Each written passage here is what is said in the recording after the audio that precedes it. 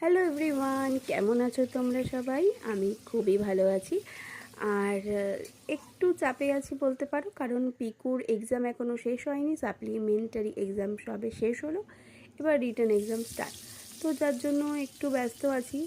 আর তার মধ্যে ওর পাপা আজকে বললো কচুরি আর আলুর দম করতে, কড়াইশুঁটির কচুরি আর আলুর দম করতে। তো ওর পাপা শুক্রবার দেখেই আমাকে করতে বলে।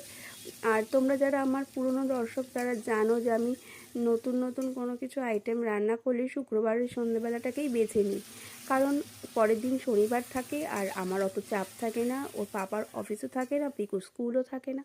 তো যার জন্য আমার চাপটা অনেকটাই কম থাকে। আর ওর পাপা কিছু করার হলে শুক্রবারই করতে বলে। তো যাই হোক, সকালবেলা আমি আজকে আলুর দমটা করে নিচ্ছি, যেহেতু রাত্রেবেলা অনেকটা টাইম লেগে যাবে দুটো করতে। আর যেহেতু আমার স্টুডেন্টরাও আসে পড়তে, তো ওদেরকে পড়িয়ে উঠে তারপরে এইগুলো করতে গেলে অনেক রাত হয়ে যাবে। তো যার জন্য আমি আলুর দমটা সকালবেলায় করে রাখছি। আর পুর, তারপরে মানে কড়াইশুঁটির যে পুরটা হয় সেটা আমি এই সকালবেলায় রেডি করে রেখেছি। রাতেবেলা শুধু কড়াইশুঁটির কচুরিটা ভাজবো। তোমাদের সাথে গল্প করতে করতে আমার আলুর দমটা কিন্তু প্রায় হয়েই এসেছে।